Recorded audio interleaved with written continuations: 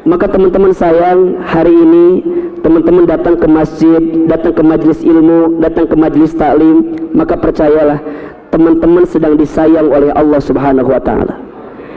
Dan kalau teman-teman lagi disayang sama Allah, kalau teman-teman lagi dicintai oleh Allah, maka di saat itu teman-teman sedang mendapatkan nikmat yang besar dari Allah Subhanahu wa taala.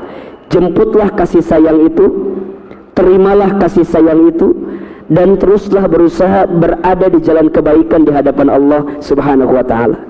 Kenapa? Karena hanya dengan mendekat kepada Allah, engkau akan didekatkan dengan kebahagiaan dalam hidupmu. Saya ulangi, hanya dengan mendekat kepada Allah, maka engkau akan didekatkan dengan kebahagiaan dalam hidupmu. Jadi kalau sekarang teman-teman tanya, kenapa hidupku terasa gelisah? Kenapa hidupku terasa sulit? Kenapa hidupku seakan-akan berat kita melewatinya? Mohon maaf, boleh jadi Anda sedang jauh dari Allah. Boleh jadi Anda sedang ada jarak hubungannya dengan Allah Subhanahu wa ta'ala.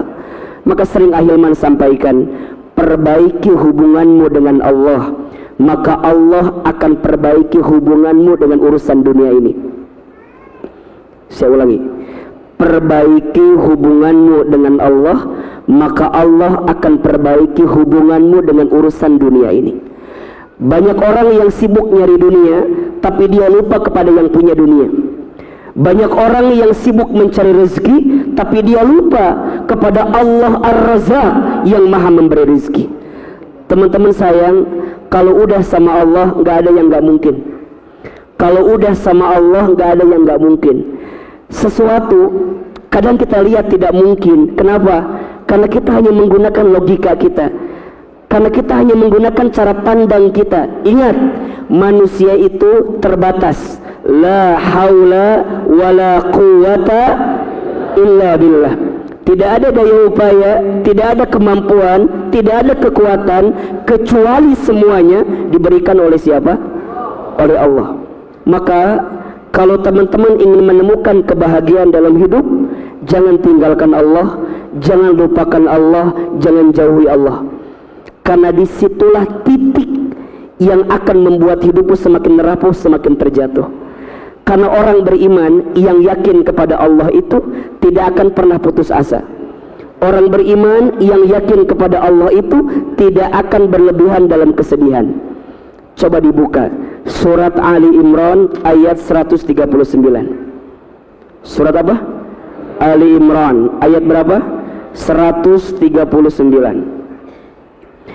A'udzu billahi minasyaitonir rajim. Bismillahirrahmanirrahim.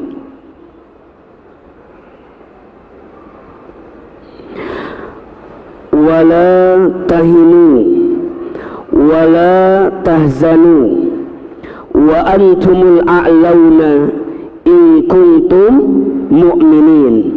Perhatikan, wala tahinu, dan janganlah kamu merasa lemah, wala tahzanu, dan jangan pula kalian bersedih hati. Kenapa? Wa antumul a'launa, sebab kamu itu orang yang Allah angkat derajatnya. In kuntum mu'minin, jika kalian beriman kepada Allah Subhanahu wa ta'ala.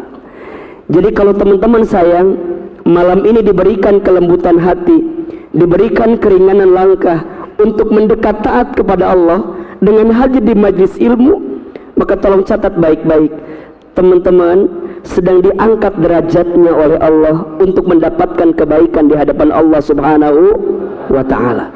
Makin teman-teman dekat ke Allah, makin teman-teman taat ke Allah, maka makin teman-teman akan dekat dengan kebahagiaan itu.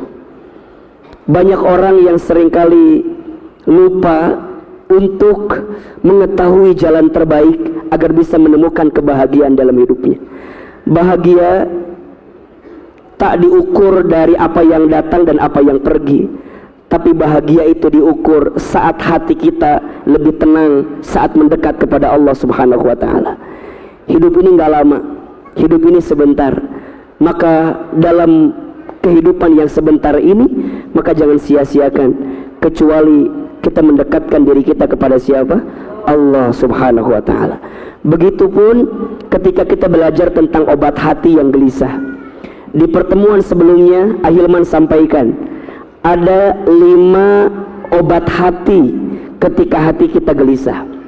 Yang pertama kita bahas di pertemuan kemarin, jika hatimu gelisah maka perbanyaklah baca Al-Quran dan maknanya. Yang kedua, malam ini kita bahas, ketika hatimu sedang gelisah maka perbanyaklah sholat di waktu malam, khususnya sholat tahajud. Umumnya perbaiki sholat. Teman-teman sayang, sholat itu tiang agama. As-sholatu imaduddin, faman aqamaha faqad aqamaddin, wa man tarakaha faqad hadamaddin. Sholat itu tiangnya agama. Barang siapa yang tegak sholatnya, tegak agamanya.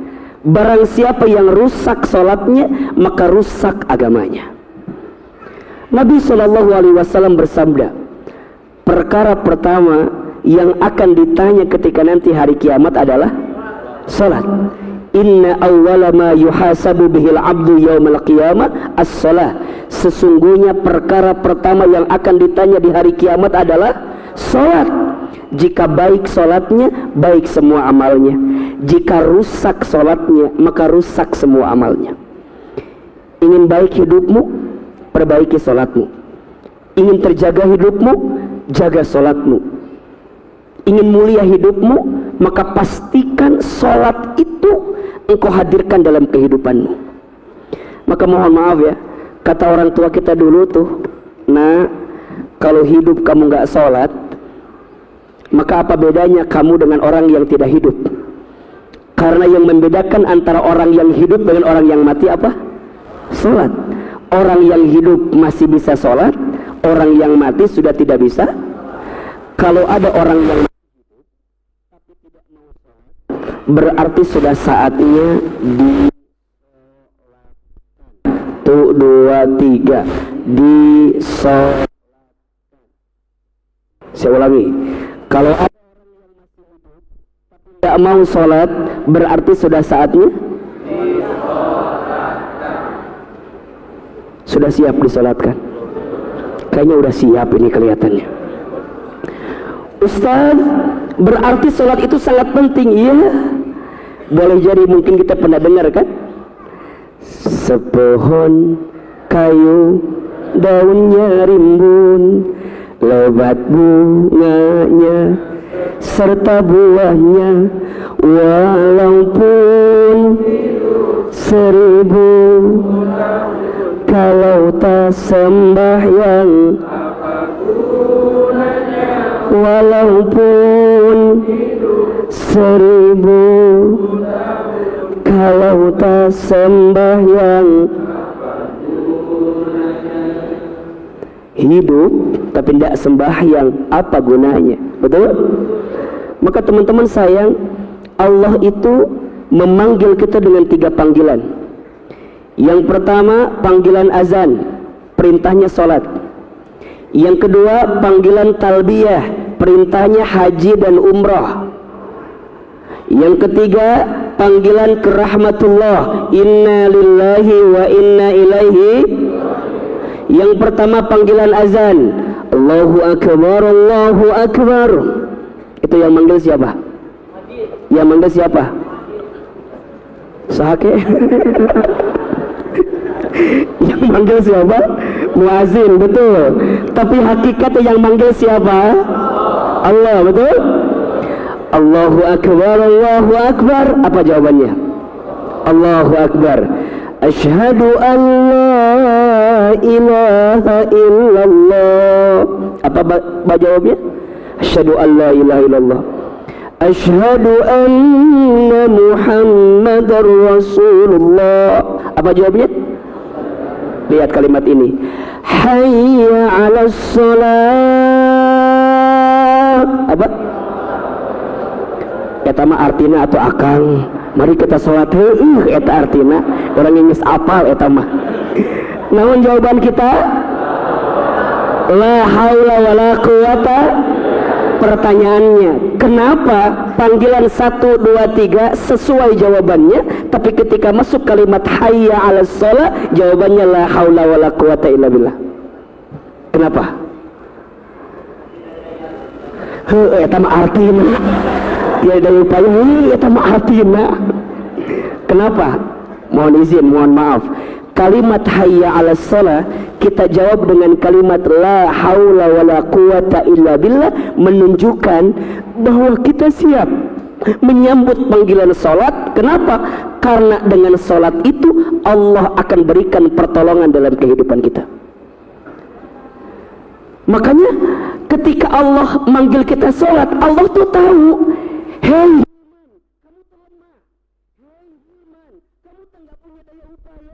hei Hilman, kamu tuh sering galau. Hei kamu tuh sering gelisah. Kira-kira begitu. Hei Hilman, kamu tuh lagi susah. Hei Hilman, kamu tuh lagi punya pertanyaan. Bukankah kamu punya hajat, punya keinginan, punya harapan, punya cita-cita? Betul? Kita punya nggak harapan? Punya nggak keinginan? Punya nggak kemauan? Punya nggak harapan? Punya nggak cita-cita? Allah tuh tahu Hilman, kamu punya keinginan, kamu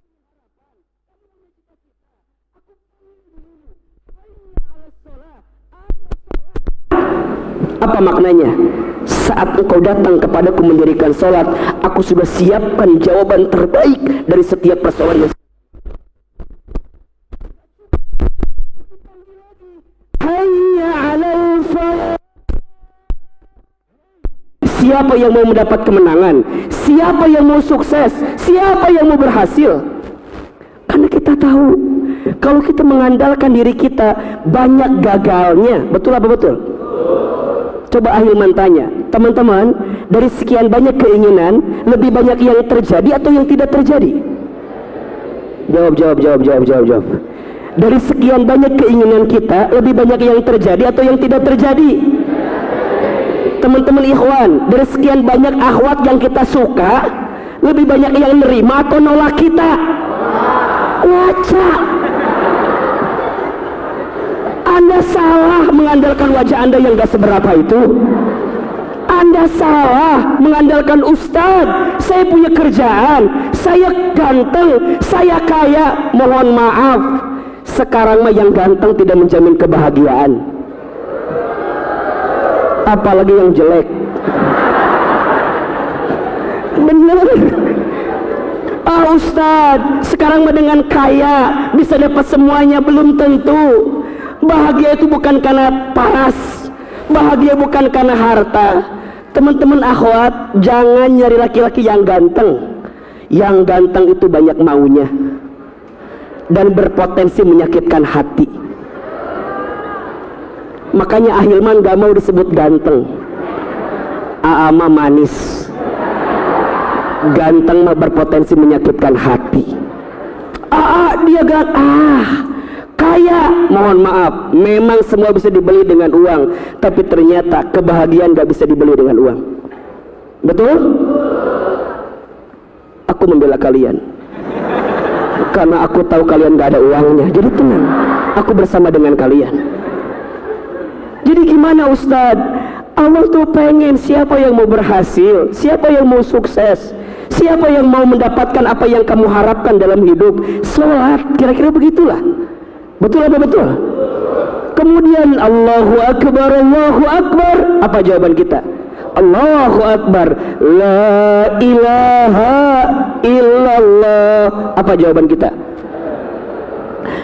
Kita tahu nih, Allah ngasih kesempatan kita sholat, Allah manggil kita sholat, maka segera kita datang kepada Allah.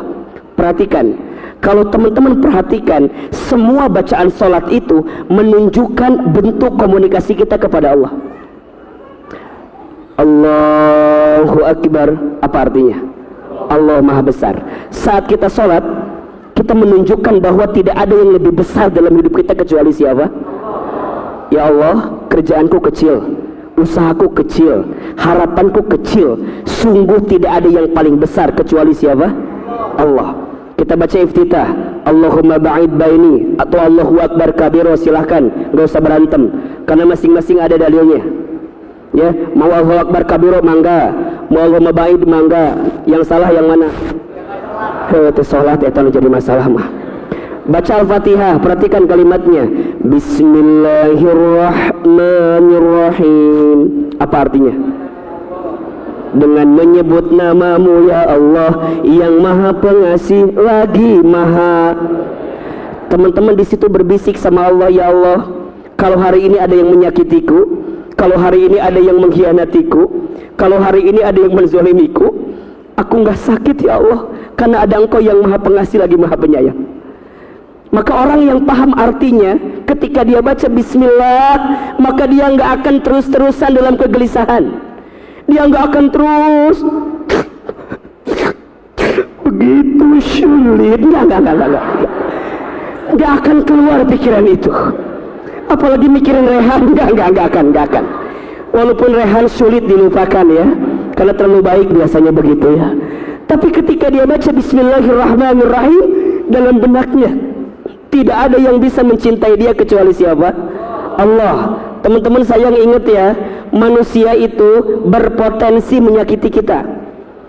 Maka sering Ahilman sampaikan, jangan terlalu berharap kepada manusia. Berharap kepada manusia itu patah hati yang disengaja. Banyak orang yang bilang gini, dia nyakitin saya, dia nyakitin saya. Shh, bukan dia yang menyakitimu, kamu hanya tersakiti oleh harapanmu sendiri. Status hari Senin. Jadi nggak ada yang nyakitin kita. Salahnya kita sih terlalu berharap sama manusia, betul? Udah tahu manusia tuh lemah, udah tahu sering nyakitin, kenapa atuh masih terus memberikan harapanmu kepada makhluk yang berpotensi menyakitimu? Maka nanti dia akan baca lagi, Alhamdulillahi Rabbil, segala puji bagimu ya Allah, Tuhan semesta alam. Apa? Ya Allah, kalaupun aku dapat nikmat sekarang, ini bukan gara-gara aku, tapi nikmatnya dari siapa? Orang yang sholat hilang kesombongan, orang yang sholat hilang ujubnya, orang yang sholat hilang diri merasa. Maka mohon maaf, sering Ahilman juga sampaikan, yang membuat iblis tidak akan pernah masuk surga gara-gara apa? Sombong. Maka Ahilman tidak pernah mengajarkan anak-anak teman hijrah untuk punya sifat merasa. Hati-hati, jangan merasa pintar, harusnya pintar merasa. Status hari Selasa. Jangan merasa pintar, harusnya pintar merasa. Punten mohon izin, kayaknya hari ini banyak orang yang merasa pintar tapi tidak pintar merasa. Teman-teman sayang, makin kita belajar, makin kita taklim, makin kita ikut kajian, harusnya makin kita merunduk dan kita nyadar diri kalau kita nggak tahu apa-apa. Maka nggak akan ada waktu lihat aib orang lain. Kenapa? Karena dia tuh sadar kalau aib dia juga banyak. Betul? Ini penting sekali. Maka mohon maaf ya, sepulang dari sini teman-teman nggak boleh jadi orang yang paling merasa itu. Teman-teman jangan ngobrol sama teman-temannya, bro, apa? Kita alhamdulillah ngaji ya bro ya. Insya Allah kita mah ahli surga ya bro ya, Masya Allah.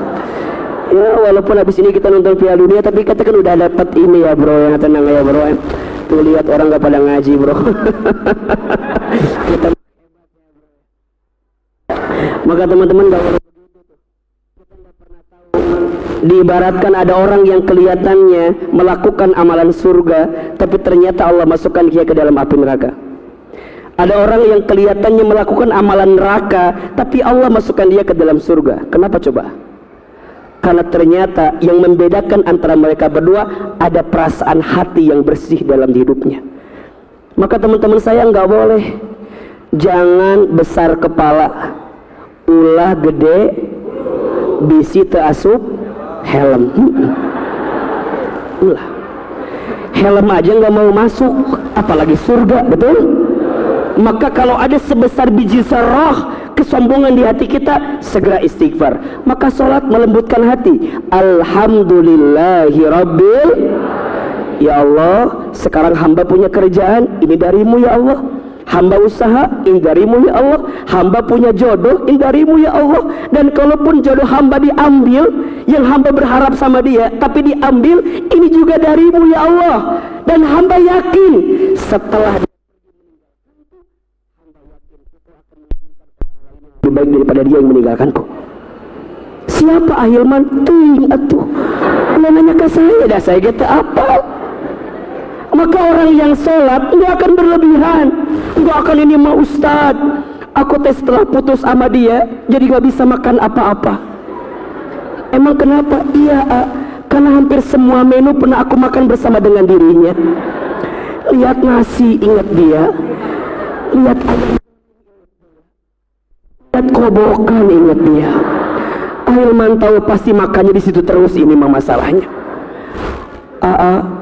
Aku tuh setelah putus sama dia jadi nggak bisa pulang Ahilman. Kenapa? Karena hampir semua jalan pernah aku tempuh bersama dengan dirinya.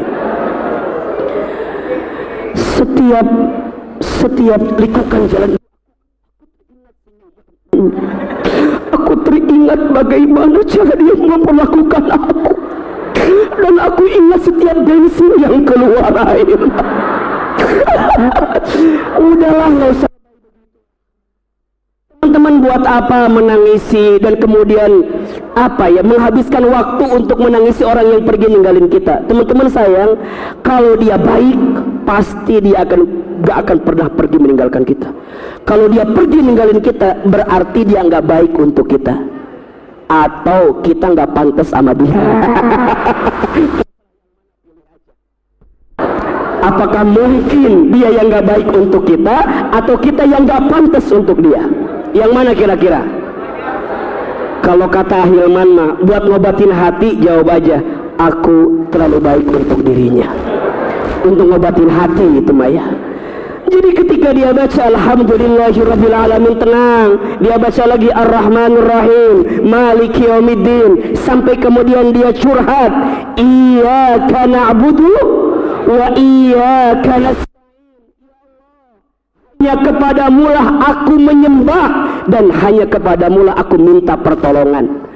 Berarti saat kita mengucapkan kalimat itu, kita bilang, ya Allah, tolong hamba ya Allah, bantuin hamba ya Allah. Kan begitu, kuatkan hamba ya Allah. Teman-teman yang lagi sulit kerjaannya, minta sama Allah. Teman-teman yang lagi susah usahanya, minta sama Allah. Iyyaka na'budu wa iyyaka nasta'in. Bukan kepada siapa-siapa, bukan, sama Allah. Kata Allah, hambaku, apa yang kamu minta?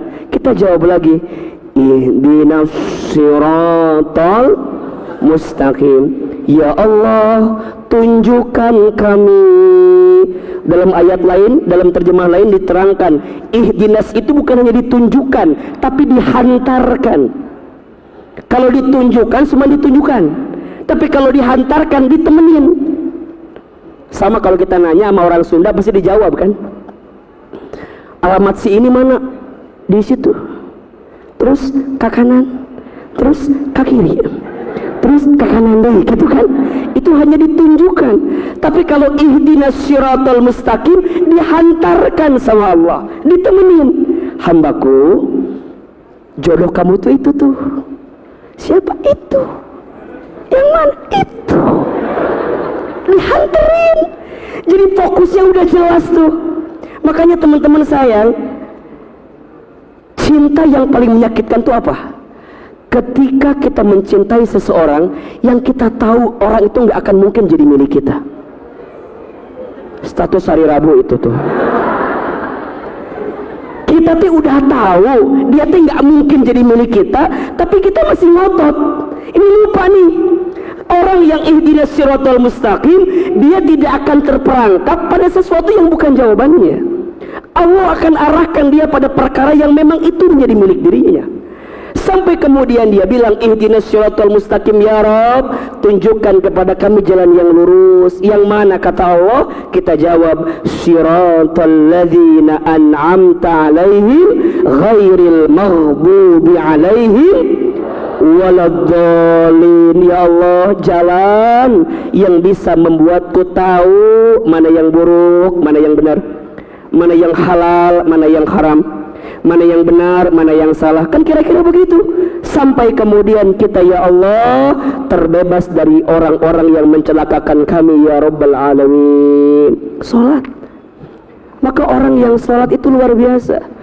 Salat sumber ketenangan, salat sumber kebahagiaan, salat sumber kemuliaan, salat sumber rezeki, salat sumber segala jalan keluar. Ingin hatimu tenang, perbaiki salat. Ingin hidupmu bahagia, perbaiki salat. Ingin ditunjukkan jalan keluar, perbaiki salat. Ingin dimudahkan rezeki, perbaiki salat. Yang wajib. Oke, yang paling pagi apa namanya?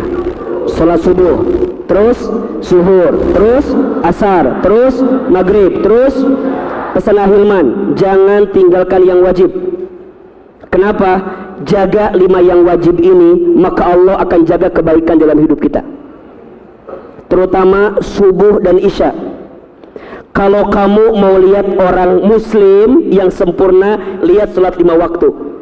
Kalau kamu mau lihat orang beriman, benar imannya, lihat salat subuh dan salat isyanya, terutama salat subuh. Ahilman pesan berkali-kali kepada teman-teman sayang, salat subuh itu salat yang akan mengantarkan kebaikan dalam hidup kita. Jaga salat subuhmu, maka di hari itu fi zimmatillah, engkau sedang dalam penjagaan Allah Subhanahu wa ta'ala.